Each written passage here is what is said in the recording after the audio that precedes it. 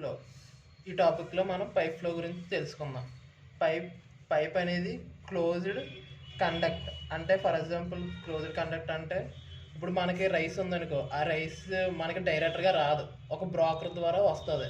అలాగే పైపులో ఉన్న ఒక పాయింట్ దగ్గర స్టార్ట్ అయిన వాటర్ అనేది ఇంకో పాయింట్కి రావాలంటే ఒక బ్రోకర్ టైప్గా యాక్ట్ చేసేది పైప్.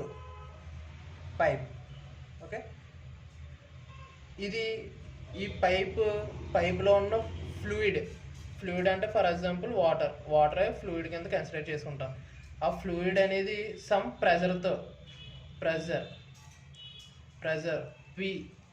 ప్రెజర్తో ఫ్లో అవుతుంది ఆ వాటర్ అనేది. మనందరికీ తెలుసు దట్ పైప్స్ అనేవి సర్క్యులర్గానే ఉంటాయి. ఎందుకంటే ఫర్ ఎగ్జాంపుల్ స్క్వేర్ తీసుకున్నాం అనుకోండి, ఈ స్క్వేర్ అనేది మనం డ్రైనేజీల కాడ సిస్టమ్ కాడ చూస్తాం. ఆ స్క్వేర్ని కన్సిడర్ చేసేటప్పుడు ఈ డయాగనల్స్లో లెంత్ తగ్గి వల్ల ఈ స్క్వేర్ అనేది గమ్మున ఆ హోల్లోకి వెళ్ళిపోద్ది.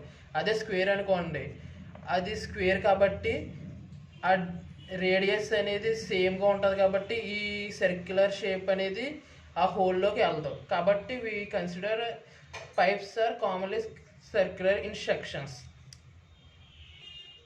మనం ఏదైనా ఫ్లూయిడ్ని పైప్స్లో తీసుకుంటున్నామంటే అది ఫ్లో అవుతూ ఉంటుంది కదా. ఆ ఫ్లూయిడ్ సమ్ రెసిస్టెన్స్ని ఆఫర్ చేస్తుంది. అంటే ఇప్పుడు ఒక ఫ్లూయిడ్ అనేది ఎలా ట్రావెల్ అవుతుంది అనుకోండి, దాన్ని రెసిస్ట్ చేస్తూ ఇంకో ఫర్ ఎగ్జాంపుల్ ఫ్రిక్షన్ అనేది ఈ డైరెక్షన్లో అపోజ్ చేస్తుంది.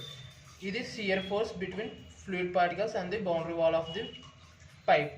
ఫర్ ఎగ్జాంపుల్ ఫ్లూయిడ్ పార్టికల్ అనేది ఇలాగ స్పీడ్గా వెళ్తుంది అనుకోండి, ఈ పైప్ అనేది ఇలాగ టర్న్ అవి ఉందనుకోండి, ఈ వాల్కి ఢీకుని ఈ ఫ్లూయిడ్ యొక్క ప్రెజర్ తగ్గుతుంది. షియర్ ఫోర్స్ అంటే ఏం కాదు. షియర్ ఫోర్స్ అంటే ఒక బాడీ అనేది ఇలా రైట్ సైడ్కి వెళ్తుంది అనుకోండి, ఈ ఫ్లూయిడ్ పార్టికల్ అనేది ఇంకొక అనదర్ బాడీ, అంటే for example pipe material consider చేసుకుంటే ఆ బాడీ అనేది దీన్ని అపోజ్ చేస్తుంది అనుకోండి, అది షియర్ ఫోర్స్ అనుకోవచ్చు. ఫర్ ఎగ్జాంపుల్ షియర్ ఫోర్స్ అంటే ఇంక ఈజీగా చెప్పుకోవాలంటే కంప్రెషన్. ఇంజనీర్ స్టూడెంట్స్గా కాబట్టి కంప్రెషన్ చేస్తున్నాం అనుకోండి, ఇది షియర్ ఫోర్స్ కింద కన్సిడర్ చేసుకోవచ్చు. Pipes causing the viscosity of fluid. Viscosity అంటే మనకు తెలుసు.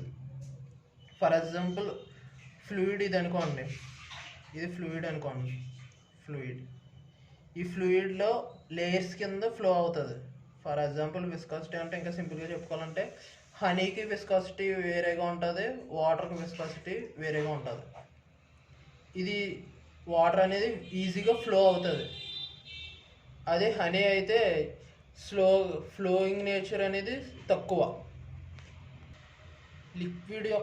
లిక్విడ్ని అదే ఫ్లో ఆఫ్ ఫ్లూయిడ్ని రెసిస్ట్ చేసేది జనరల్లీ మనం ఏమని పిలుస్తామంటే frictional resistance. These will be అంటే డైరెక్షన్ ఆఫ్ ఫ్లో అనేది లాస్ ఆఫ్ ఎనర్జీ మీద డిపెండెంట్ అవుతుంది. ఎనర్జీ అనేది ఏంటి, ఫ్లూయిడ్ ఫ్లో ఏ డైరెక్షన్లో అయితే ఎనర్జీ కూడా ఆ డైరెక్షన్లోనే ఉంటుంది. ఫర్ ఎగ్జాంపుల్ మనం ఒక పైప్ కన్సిడర్ చేసుకుంటున్నాం అనుకో, ఫ్లూయిడ్ అనేది ఇక్కడ స్టార్ట్ అయ్యింది, ప్రెజర్ ఇక్కడ ఎక్కువ ఉంటుంది. ఇది P1 కింద కన్సిడర్ చేసుకుంటే ప్రెజర్ లాస్ట్కి వచ్చేటప్పటికి ఫర్ ఎగ్జాంపుల్ ట్యాప్ కాడికి వచ్చేటప్పటికి ప్రెజర్ P2 అవుతుంది. అంటే ప్రెజర్ అనేది ఓపెన్ వాల్ కాడ నుంచి ప్రెజర్ అనేది మన బకెట్స్ కాడికి వచ్చేటప్పటికి ప్రెజర్ అనేది తగ్గుతుంది. ఇక్కడ ఉన్న P1 అన్ని ప్రెజరే ఇక్కడికి రాదు. లాస్ ఆఫ్ ఎనర్జీనే కన్జర్వేషన్ ఆఫ్ ఎనర్జీ అని కూడా అనొచ్చు. Conservation of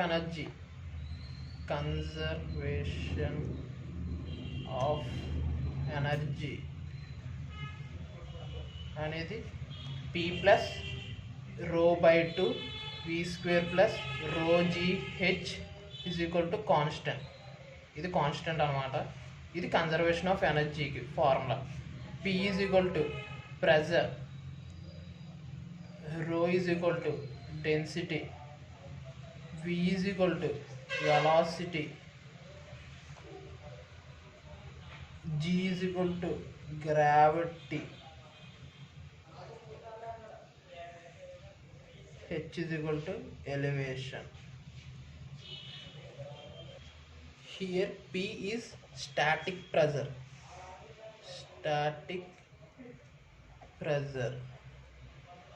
Here rho v square by 2 is dynamic pressure. Rho gh is hydrostatic pressure. That's it for pipe flow. Pipe flow అనేది మనం మెయిన్గా కన్సిడర్ చేసుకుంటే పైప్ ఫ్లో ఒక ప్లేస్ నుంచి ఇంకో ప్లేస్కి ట్రాన్స్ఫర్ చేయడానికి పైప్స్ అని యూజ్ చేస్తాం. ఈ ఏంటి గ్రౌండ్ లోపలే ఉంటాయి ఎక్కువ శాతం. అదే మనం రోడ్ల పైన పెట్టుకున్నామంటే అది ఎందుకు ఉపయోగపడి ఉండదు కదా, ఎక్కువ డిస్టర్బెన్స్ కింద ఉంటుంది. అదే అండర్ గ్రౌండ్లో పెట్టామంటే మనకి ప్లేస్ కూడా సేవ్ అవునట్టు ఉంటుంది. బట్ ఇలాగ గ్రౌండ్ లోపల కన్స్ట్రక్ట్ చేయడం వల్ల మనకి ఏమైనా లీకేజెస్ ఏమైనా కానీ మనం ఈజీగా రిజాల్వ్ చేయలేం. కాబట్టి ఇది ఒక డిసడ్వాంటేజెస్ ఉన్నది పైప్ ఫ్లో మట్టికి. మనం ఎక్కడ తీసుకున్నా కానీ ప్రెజర్ అనేది కాన్స్టెంట్గా ఉండాలి మనం ఎగ్జామ్షన్ చేసుకునేటప్పుడు.